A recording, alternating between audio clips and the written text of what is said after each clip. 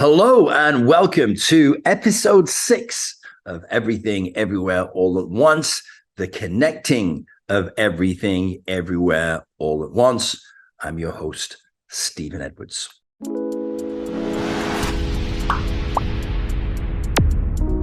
Okay, well, as we know, the title of this series was inspired by the Oscar-winning movie Everything Everywhere All at Once.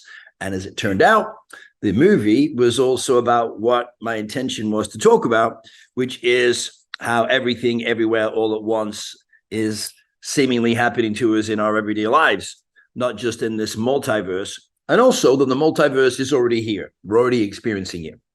So today, we're going to be talking about how everything is becoming more connected. I just want to say that everything everywhere all at once is already connected. We just are not aware of it, and we don't yet believe it. That's why we're not living it. And also because we're on a journey full of experiences. And just as if you were to go back 300 years, if you could travel back in time 300 years and you could meet the people back then in that environment, in that world, and you were trying to explain what was going on here, they would probably kill you because you would just be a heretic. It would be crazy. They'd lock you up and probably burn you at the stake because they're just not ready for that experience yet to understand that. There's so many other things that are going to experience because they don't know what they don't know, right? Just as we don't yet know what we don't know. But just as things happen, to prepare us for the future. You know, in the very first episode, I was using movies as a backdrop to say, look, we were looking at this in movies 20 years ago, and it's happening here today. So 20 years ago, these things and concepts seemed absolutely unbelievable. You know, yesterday I was watching an interview with Ray Dalio talking about the history. He's done an incredible job of researching history and dynasties, the empires over the last 500 years. And we'll get into a lot of, what Ray talks about and what I learned from him. And also how he's saying that, the internal conflicts we're going through right now are a major challenge. And the chaos that we're going through is a major challenge. And, the initial series was called Everything Everywhere All at Once, how to find certainty and purpose and meaning, certainty and meaning in the chaos and mayhem. And so people are talking about this chaos and mayhem right now. I was watching an interview this morning with Benjamin Netanyahu, who is the president of Israel, talking with Elon Musk, Greg Brockman, who was one of the founders of AI, and Max Tegmark, who has a resume too long for me to read because it would be the end of the show. But the point is, they were talking about how AI is going to impact the world and what we can do to make sure that we introduce it safely. And just as, the internet has incredible uses and changed our lives, there are bad actors in there too, right? And there are governments that use it in a negative way, as well as individuals, corporations, and the same thing's going to happen with AI. But just as we didn't want anybody to get their hands on weapons of mass destruction, right? Because we could have destroyed ourselves, but we created what was called MAD, M-A-D, mutual assured destruction if we use them. And with AI, we have what is called MAC. If it's used in an inappropriate way, it's going to be mutually assured chaos, right? And maybe destruction too. So here's my point. When I was listening to Ray Dalio yesterday in this interview that he was having with the All In podcast at their summit, he was asked, if you were president, what would you do in these circumstances and situation? And so he said, well, if I was president, I would get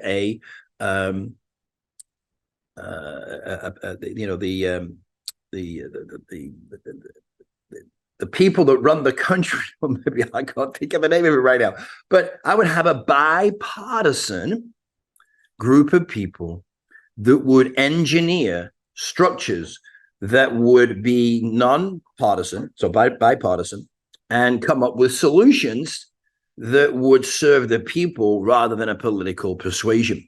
What was interesting is that the rest of the panel, as it were, the podcast, and maybe even most of the audience went, yeah, well, that's a little Pollyanna. That's never going to happen, right?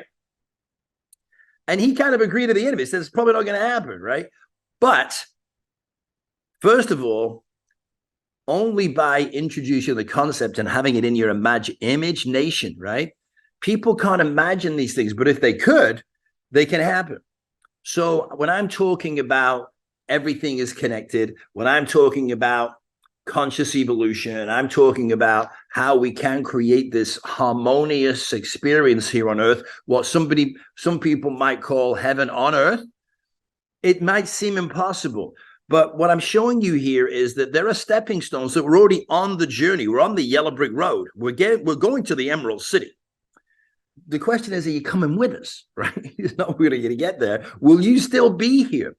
Because fear is going to destroy those who are not willing to raise their vibration and be able to hold the vibration, the higher vibration that the conscious evolution is going to bring, along with the support of the universe, of this higher frequency, this higher vibration that is changing the molecular structure in our DNA and providing us with the opportunity, but not the obligation, to become more enlightened, more aware, vibrate at a higher vibration, whatever you want to call it, become, more actualized in our potential.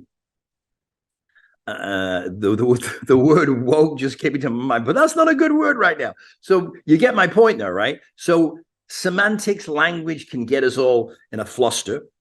This stuff may be way beyond what you're willing to accept, and that's perfectly okay right now, because where you are is perfect. If this doesn't resonate with you, if this doesn't make any sense to you, if this doesn't feel right, and I talk to people all the time who just go, that's all gobbledygook. And I go, yeah, well, maybe that's okay. Right. So what I'm saying to you is that this is this is what's going to happen. The evolution of consciousness has been happening since the beginning of time, right? And it's continuing. And we are going to be more connected. I mean, you think of someone and they call you all the time. You call someone and they say they were just thinking about you. You start thinking of something and then it appears. You're seeing this stuff happen. You thought you were the only one, and you're not. It's happening everywhere, in everything, all at once. So moving along here. At the end of episode 5, we were discussing how our heart and intuition are going to play an increasingly important role in our individual and collective transformation, as well as the world we live in. We're in the early stages of literally creating a whole new world. It's becoming more apparent now because the changes are happening so fast, it's impossible to deny it, and it's impossible to not see that things are changing radically, rapidly. It's revolutionary change. And a lot of these technological changes are emerging at the same time, which is enhancing the speed or accelerating the speed of everything as well. All right. So in the past, it has seemed that the external world has controlled us and that we've been at the mercy of our external world, just like was really being proposed at this summit. No, look, the world is the way it is, and you're not going to be able to do that, so we have to settle to do this. Now, in the past, the change has happened very slowly. And you might say, that would take generations to. Based on what we've known in the past, that is true, but not anymore. You see, as our consciousness is evolving just as rapidly as our external world is changing, in fact, guess what? We're driving the change. Our internal changes are driving the external changes, not the other way around. So that is something we're going to be more conscious of. So it's all about to change. We are learning how to manifest our thoughts, our words, and our actions. And many people have already got this down to a T. That's just the beginning, right? This idea of being able, I can manifest this or I can manifest that. Big deal, right? That is just the baby steps of where we're going, right? So we've been learning how to make it happen and control our external world. And as the connectivity and access to knowledge expands exponentially, the conscious evolution of humanity is expanding exponentially and driving that. So an interconnected world where new digital countries are being formed and leading us to be a more integrated and connected world. One world. You know, we're already there, really, if you think about it. Now, if something happens in one country, that affects the economy in another country, and so on. It's a ripple effect, right? Just like dropping a pebble in a pond. Now, let's see. So the connectivity of everything, everywhere, all at once. There are many technologies that are bringing all this about in the physical world. Many of these technologies are external, but as we're also discussing, we're going to be utilizing the power of our inner technologies too. All these technologies require energy, which is power, right? We talked about how money is a form of energy. It's a way that we exchange energy. Somebody works to make something and you give them money in return for getting that, right? So we're going to discuss how we are going to access our inner technology more later. The current technology used to connect all these external technologies, and one of them is 4G, right? 4G does not have the power, though, to connect all these things. It's too slow. And that's why we have what? That's right, 5G, right? So you may have noticed a plethora of companies offering streaming series and movies: Hulu, Disney, Paramount, HBO, Max, Paramount. Just said that twice, didn't I? Yeah, well, anyway, it's in a dual parallel. Anyway, Amazon, Amazon Prime, right? Peacock. The list goes on and on and on. So why are they doing this? Because the future of everything, everywhere, all at once is connectivity. And streaming provides these companies with the ability to connect to their customers, you, globally, more cost effectively, and to integrate more advanced technology than television, even with the best flat screen TV. You know, back in the early 2000s, I remember the cover of a magazine that I like to read is really good, and you should get it. It's called The Economist. In the mid 2000s, one of the front cover of The Economist, one of them showed a picture of the combustion engine in the middle of the road, all falling apart, and it said roadkill. That was the end of the combustion engine. Well, television, it's over, right? You know, the television has been turned off, relatively speaking. The new era is live stream and augmented reality, as we will see. So these services have been held back by a very important and necessary component of this radical shift, and that is speed, right? So you may have noticed that these services sometimes seem clunky, and if anything, less enjoyable than regular TV. So while there is a lot of talk and hype about 5G, it is nowhere near fully operational yet. When 5G becomes fully online, all that will change. All these companies have placed themselves in front of the next big wave. You know, what Bill Gates once asked, you know, what's the best investment you can make? And he said, look, find the next wave and stand in front of it. So the transmission of voluminous data at rapid speeds necessitates an upgrade in our current communication technology. Now, fortunately, advancements in telecommunication technologies are keeping pace with this demand. The deployment of 5G networks with their capability to transmit data at unprecedented speed represents a significant step forward. Yet, even as we embrace 5G, plans for the development of 6G and its deployment are already underway. The next generation of technology promises to revolutionize data transmission, offering speeds, reliability, and capabilities far beyond our current comprehension. The growth in data generation is truly astounding. What did I say? I mean, what I've been saying on numerous occasions now, the value of data, the most valuable commodity on earth, more valuable than water, than gold, platinum, everything, everywhere, all at once. According to the latest estimates, we produce approximately 328.77 million terabytes of new data every single day. To put this into perspective, it's equivalent to about 10 million Blu-ray discs stacked as high as the Eiffel Tower. What the heck is Blu-ray, Stephen? I know. Anyway, what's even more intriguing is that an individual generates around 1.7 megabytes of data every second, which means that an average person's daily data could fill a 100-page book. See, you're writing a book every day. The rate of data creation is only going to increase in the future, with more devices connecting to the internet and a constant production of content. So here are some key factors driving this growth. Number one, social media platforms like Facebook, X, and Instagram have billions of users who share photos, videos, and updates on a daily basis. More data. The Internet of Things, IoT devices, continuously generate data about their surroundings, such as the temperature, humidity, and movement. Number three, smart cities. Cities are adopting data-driven strategies to optimize traffic management, energy consumption, and public safety. Number four, healthcare. The healthcare industry is transitioning to a digital approach, generating massive amounts of data, including patient records, medical images, and genomic data. Yes, data about your genome. All right, while this data explosion presents challenges in terms of storage, what do we talk about? Remember the iCloud? Amazon Web Services,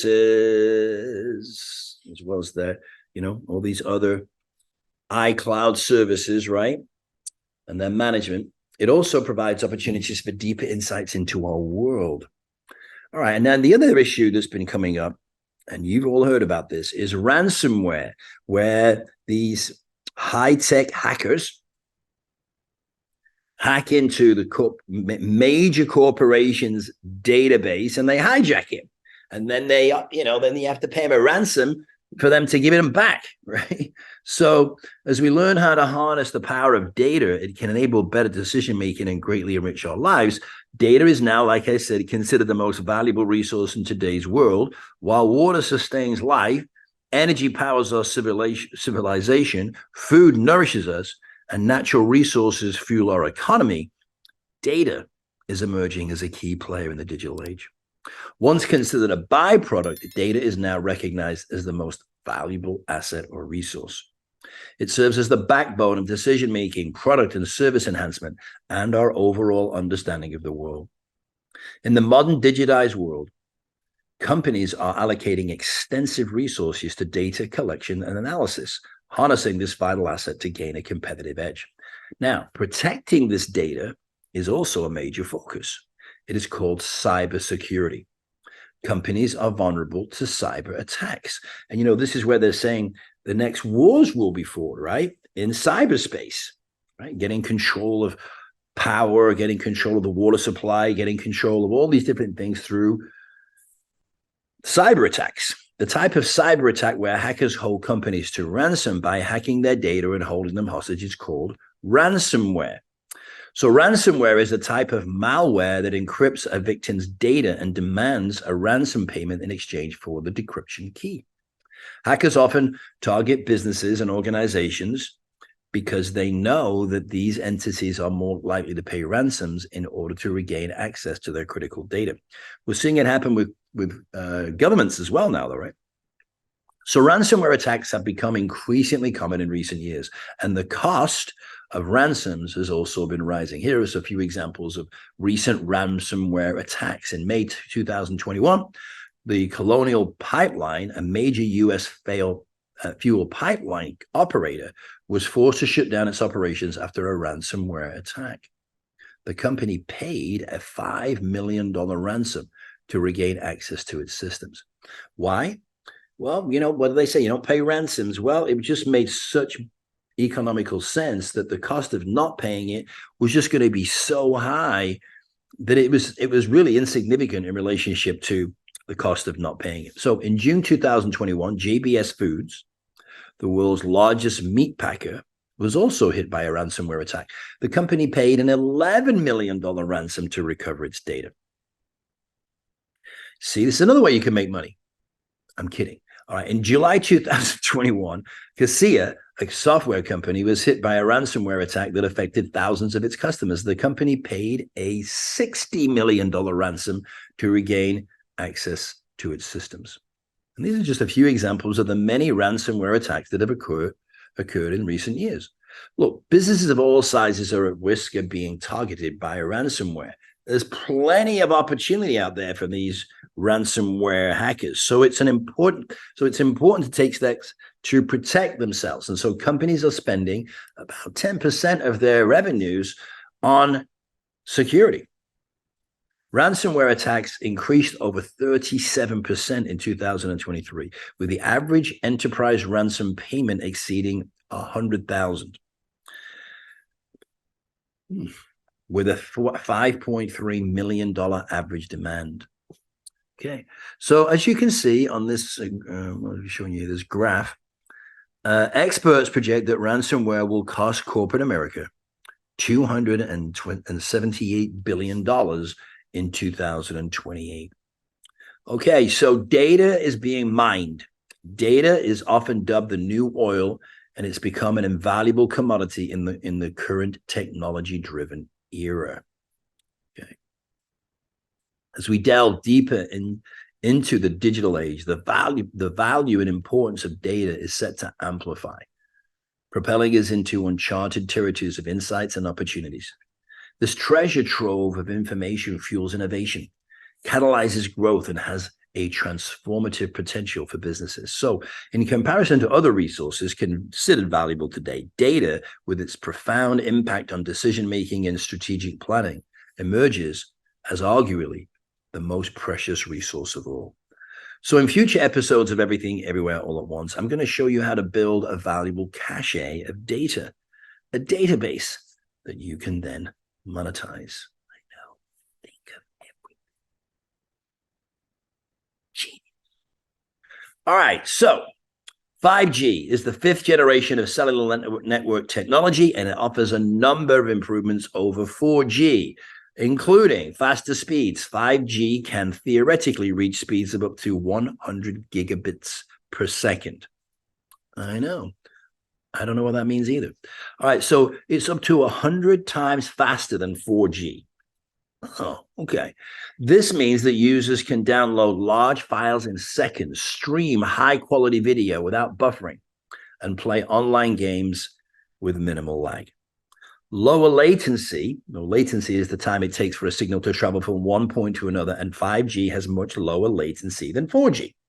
This means that users can experience a more responsive and lag-free experience when using applications, which is similar to applications, same thing, that require real-time communication, such as video conferencing and online gaming. More capacity. So 5G can support more devices per square kilometer than 4G, which means that it can handle more traffic and provide a better user experience in crowded areas. And then new capabilities. 5G also supports new capabilities that were not possible with 4G, such as massive machine type communications, which is little m, large MTC. It's the abbreviation. Ultra reliable low latency communication, URLLC. No, it's not a company. Ultra reliable low latency communication and network slicing. MMTC allows for the connection of a large number of devices which use such as sensors and wearables.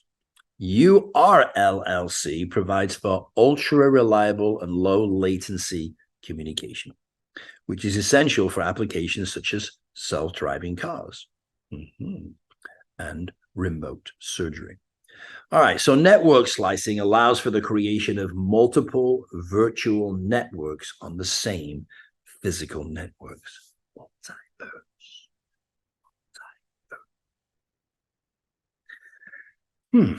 Which can be used to improve the performance of specific applications.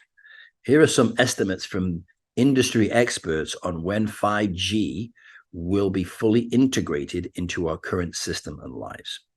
So 2025, according to the GSMA, the Global Mobile Industry Association, I'm sure you know well, 5G will be fully integrated into our current system and lives by 2025. Oh, according to a report by Cisco, 5G will account for 40% of global mobile data or mobile data traffic by 2027. And then according to the report by ABI Research, 5G will be the dominant mobile network technology by 2030. So these are just estimates, and the actual timeline for the full integration of 5G may vary depending on a number of factors, such as the pace of technological development and the regulatory environment. However, it's clear that 5G is the future of mobile connectivity, and it is likely to have a significant impact in the way we live and work in the years to come. Now, the next generation of connectivity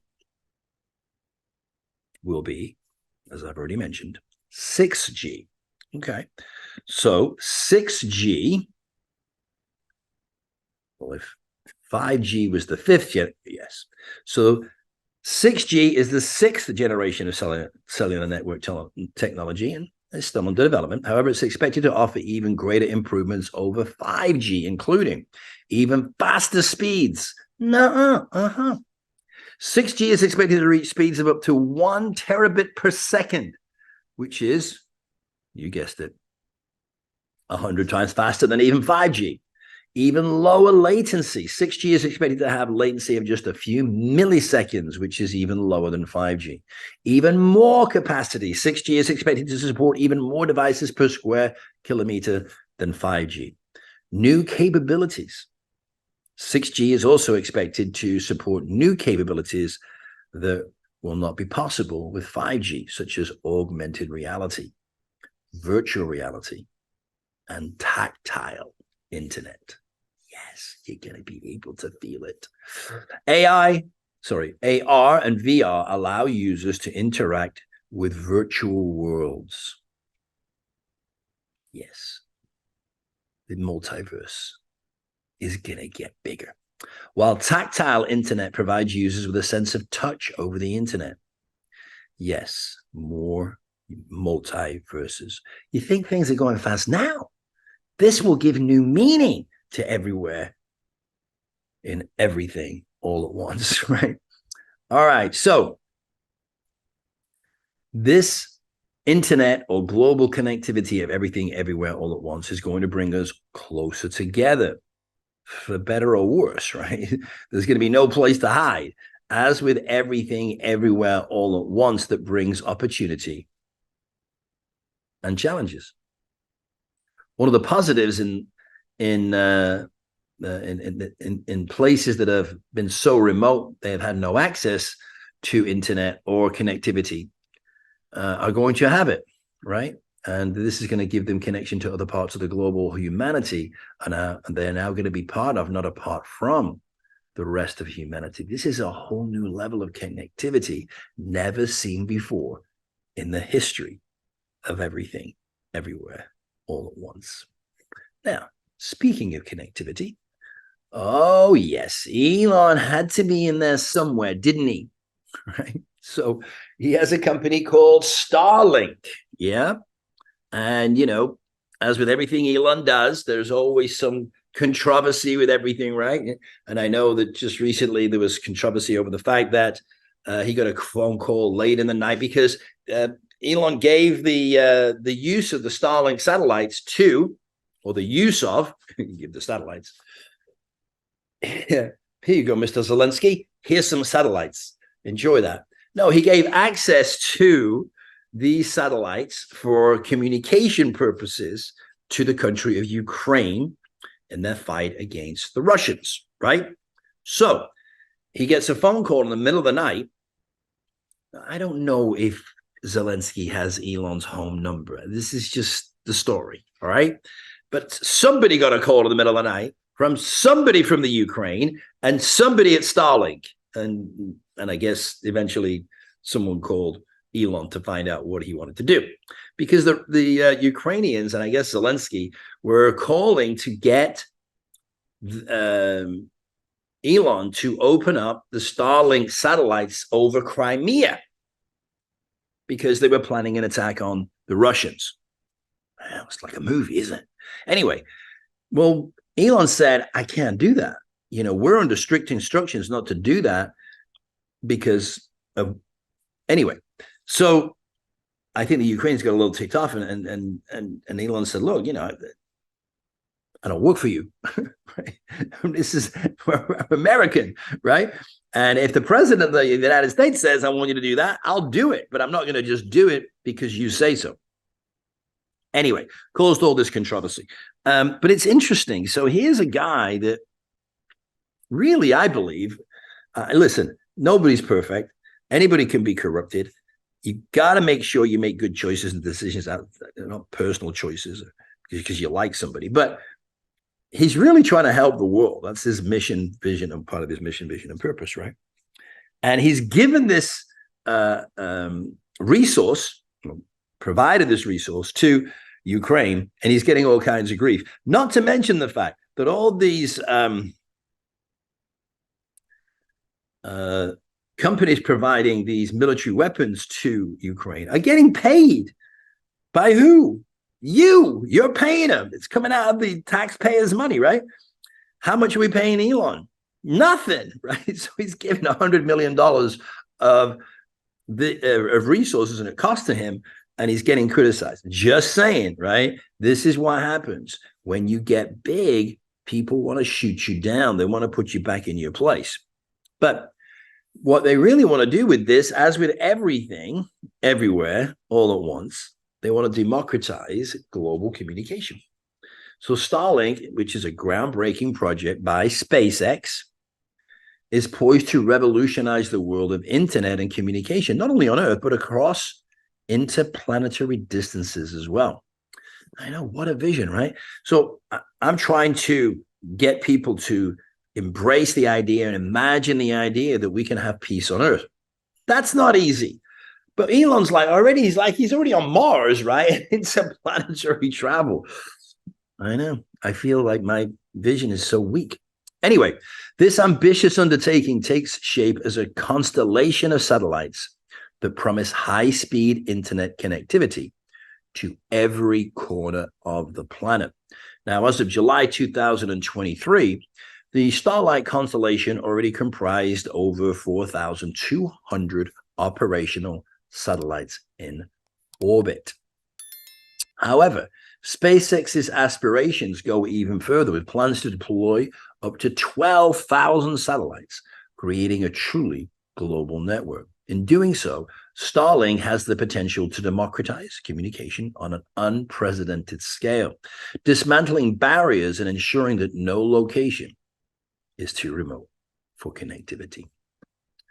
So this has massive implications. For example, democratizing everything everywhere all at once by providing information, data, artificial intelligence, education, knowledge, and wisdom to the people and cultures globally that have previously had no access. And this will allow us as a human race to tap into the potential of billions of people that we've never had access to before. Starlink could very well put the cell phone companies and companies that provide internet connection out of business. Starlink will democratize, decentralize, and demonetize connectivity globally. Now, we talked in the last session about network states, how through technology, through connectivity, through social platforms, of which are all going to be revolutionized as well, it will increase the number of people that have access to social media, right? The number of people on these social media sites, the multiverse is going to explode. And so now you start to get a little bit more sense of, oh, okay, yeah, I can see how there could be so many people that are on certain platforms that they are going to have incredible potential power that can be harnessed, right? So now you see nation states are going to make even more sense. Millions of people, perhaps even hundreds of million people with the same values, one voice. That is immense power and influence. So remember, we also talked in the last session about Mastodon and also Blue Sky, right? People creating the equivalent of countries digitally without physical borders, but digital borders, right? These decentralized, democratized social media platforms will be a huge shift in power and influence. Now, so these people coming together, right? We talked about that and how we're going to be one people, one planet. I know that's a long way off, right? I'm just saying, if we don't have our eye on the goal, right? It's hard to hit a target if you don't know what the target is. All right. So look, as we embrace these new radical, revolutionary, merging and emerging exponential technologies, we start to see a path to the impossible become possible. The yellow brick road. We start to see the yellow brick road more clearly, that perhaps there truly is a path to the Emerald City. That path can be traversed safely by using our CIA, our Central Intelligence Agency, which was discussed long ago in episode 2, is our heart. The center of our intelligence is our heart. It's not in here. This was designed to be utilized by this. I'm not saying that the mind isn't useful. It's very useful, but so is your hand. But that's not where it all starts, right? So our heart is our Central Intelligence Agency, and our heart uses our mind as an accomplice, but also our intuition, right? The vibratory feeling. If something is true, it has a vibration. Higher vibration, different energy, different feeling. So our heart sends a signal to our body via intuition, a vibration, a subtle yet powerful signal of truth and guidance if we will only listen, Linda. If we'll only trust in our instincts. That's what they're for. Our hearts and intuition. And then have faith, blind faith. That doesn't mean you have to go blind. But it means if you just listen to your heart intuition, then you don't need any other external influence or input. You got to trust in that. It's blind, right? So what that means is there's no data, there's no certainty outside of ourselves. We don't need it. And that's part of what is happening. Trying to get certainty outside of yourself is getting harder and harder, isn't it? Stephen, I would say it's impossible. Well, good, because then you got to go within, right? Yeah. You either go without or you go within. Choice is yours. All right. So faith is the ultimate power. And having faith in our hearts and intuition will get us home. Because home, of course, is where the heart is. All right. So look, there's simply no place like home. Remember, Dorothy? Now, here's what I want you to realize. Realize, feel. You realize are not these. These will deceive you. You realize are your feelings. Now, I know you've been taught not to trust your feelings, but by who? Yeah. Be careful who you listen to, right? Now, how is all this going to come about? Well, we're going to see these the changes in the psychology of the human race are going to be massive. Stephen, that would never happen. Yes, it will. Because it's going to happen through frequency and vibration. And this is going to overcome the negativity, the lower vibrational energy that's held up in our bodies is going to be released, whether we like it or not. And so there's going to be all kinds of therapy to do this, right? I'm not kidding, right? We're going to have to get out of our bodies. Otherwise, our bodies will become inoperable. And you don't want that. Trust me on that. So look, faith can literally move mountains. It takes courage to follow the yellow brick road. People will think it's silly. A silly fairy tale of make-believe. Yeah, I know. Yet people don't even realize that the world they live in is, in fact, a fairy tale of make-believe. A story that they have been made to believe. They live in a world of make-believe. It takes courage to stand up for what you believe in. Courage is not the absence of fear. Courage is when you're afraid, but you step up and face that fear anyway. Listen, it's taken me a long time to have the courage to say some of the stuff I say. So I challenge you to saper ord. And as if you watched any of my previous videos, know saper ord is a Latin phrase that means dare to know. It's often translated as have the courage to use your own reason or dare to be wise. And that's how I use it. Look, if you're going to be wise, the masses are not going to follow you, at least not yet, right? You're going to be able to stand up to the criticism and the ridicule and the vehement opposition of what you believe, what you feel in your heart. So look, the phrase saper ord was first used by the Roman poet Horace in about 20 BC, as far as we know. I wasn't actually there. This is rumor. Anyway, it was later adopted by the German philosopher Immanuel Kant, who used to use it, or he used it in his essay, What is Enlightenment? In 1784, which was a couple of years after Horace. All right, so in Kant's essay, the saper ord is used to express the idea that we shouldn't rely on the authority of others, but should instead use our own reason to think for ourselves or our heart and intuition. Kant argues that this is essential for enlightenment, which he defines as man's emergence from his self-imposed immaturity. Something the ladies are nodding their head to right now. Okay, so the phrase saper ord has been interpreted in many different ways. Some people see it as a call to be independent thinkers, while others see it as a warning against the dangers of dogma and superstition. However, the phrase is generally seen as a positive message, encouraging us to use our own reason to think for ourselves. So,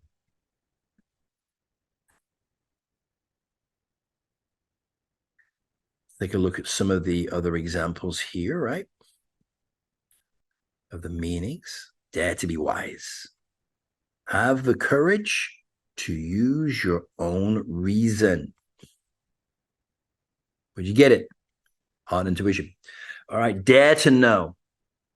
You know, sometimes you want to tell people the truth and they don't have the courage to accept the truth. They're too afraid of it, right? So you got to dare to know and dare to think for yourself, right?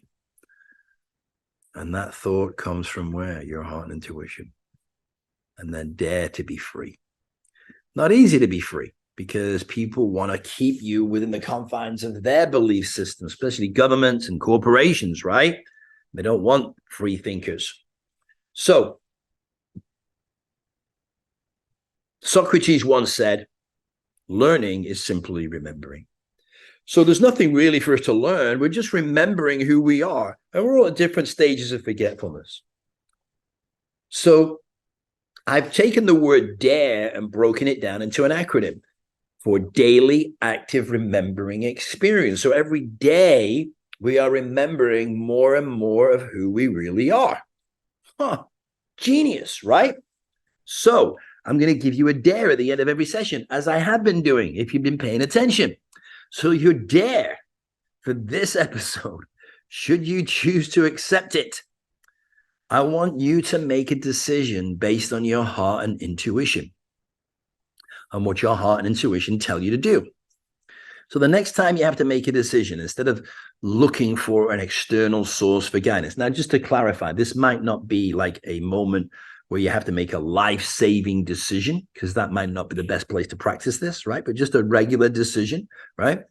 Instead of looking for an external source for guidance, take a moment, breathe, perhaps even close your eyes for a few moments and notice how you feel. What does your heart tell you that you should do? When you think of a decision, notice how that decision feels. Does it feel right? It may not be easy. It may not be the easy choice, but does it feel like it's the right choice? If it does, go with that choice and see where it leads. You can let me know how that goes in the comments below, assuming you survive. No life or death decisions. Practicing there. Yes, I know this is totally ridiculous and completely unreasonable. But guess what? The world is not run by reasonable people, right? As George Bernard Shaw told us, remember, the world is not run by reasonable people. He said, look, the reasonable person adapts themselves to the world. The unreasonable one persists in trying to adopt the world to themselves. Therefore, all progress depends on the unreasonable person.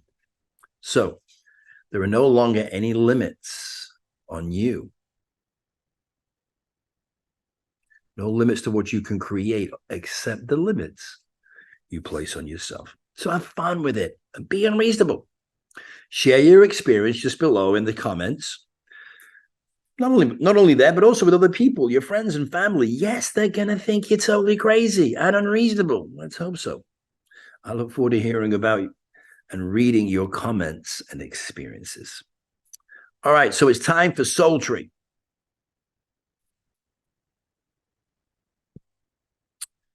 Let's see here.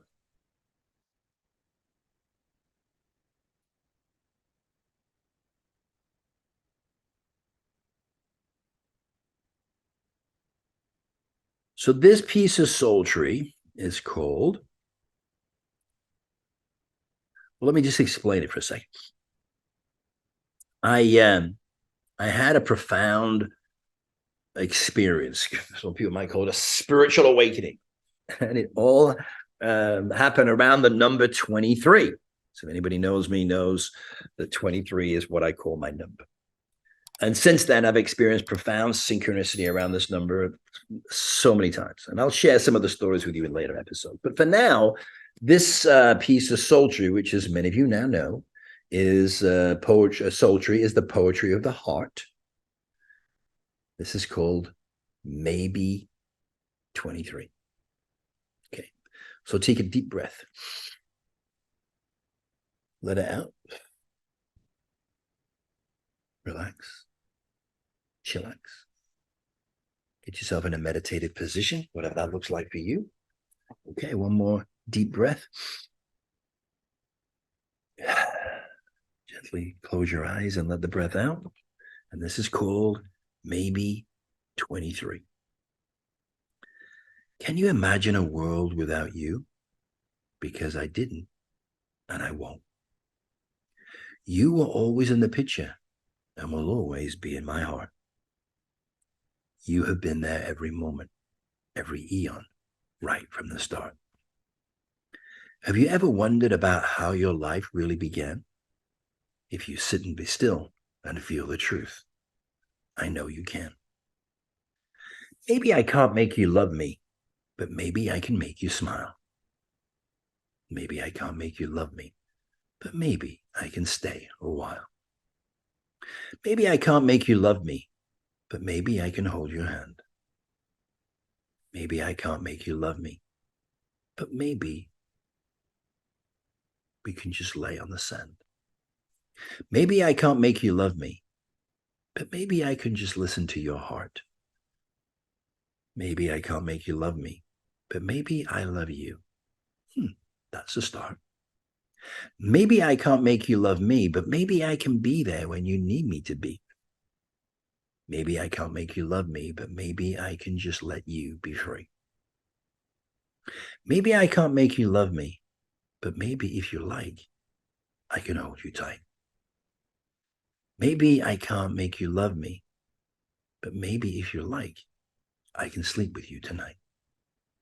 Maybe I can't make you love me, but maybe I can believe in what you do.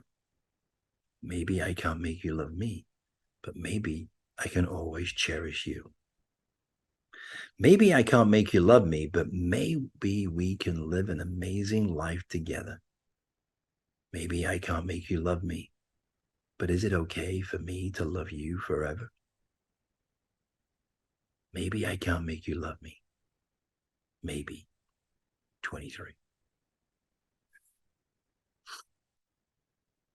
Okay, breathe that in. Soak up that love, that unconditional love. Because for me, that was God talking to me. And maybe that was God talking to you. I hope by now you have your Everything Everywhere journal and are making notes while you watch these videos and taking some time to journal each day about the changes you're experiencing in your life. Perhaps you have created a soul tree group or a discussion group and you are debating, discussing, and expanding upon these concepts. I hope. Heaven on planet Earth. Hope so. So don't forget to click and subscribe. Leave your comments and experiences below. I look forward to sharing some more exciting new information and wisdom with you in the next edition of Everything Everywhere All at Once. In the meantime, Saper Ord, dare to be wise.